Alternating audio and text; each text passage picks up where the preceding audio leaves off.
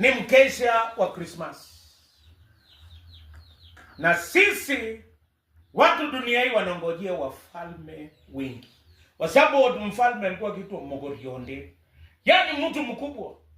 Siku moja nilienda kutembelea Mogorionde, lakini makosa nilifanya, nilikuwa nimetoka kuwa suspended kutoka kwa shule.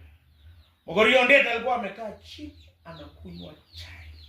Mimi nikafikiri atanipokea. Akaniambia, kijana, simama hapa kwanza, uko na tabia mbaya. Utaambukiza watoto wangu tabia mbaya. Si ulifukuzwa shule? Wewe hautakikani kuchanganya na wengine. Wewe nimekukataa. Huyo alikuwa ni mfalme, lakini sio watu wote. Leo nataka kusema Christmas amezaliwa ama anakuja mfalme wa watu wote. Lakini je, watu watampokeaje? Jambo la kwanza nataka kusema, kuna wale watatafuta mfalme.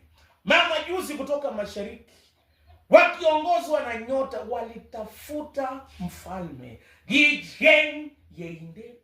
Sasa watu wengi jenge maiye wakati wa Christmas. Wengine wanatafuta pararet. Pararet ni nini? Si kufurahi, ni vita, boriet. Wengine wanatafuta sogeiwe wakati Yesu anazaliwa. Lakini nashukuru Mungu, mzee Eliud Baraza alitafuta Yesu. Akawa Leirida kule kwa kanisa ya Suboti. Leirida wa kwanza alitafuta Bwana. Hata sisi ambao tuko hapa tunahimizwa tutafute Bwana. Wamama watapika kesho chapati 300. Yaani Mungu yote. Yaani chapati. Yaani watasukuma mpaka muscle pull wakitafuta chapati. Wengine wanatafuta nguo. Lakini nashukuru kwa mama juzi, walitafuta mfalme aliyekuja kwa wote, wakiongozwa na nyota.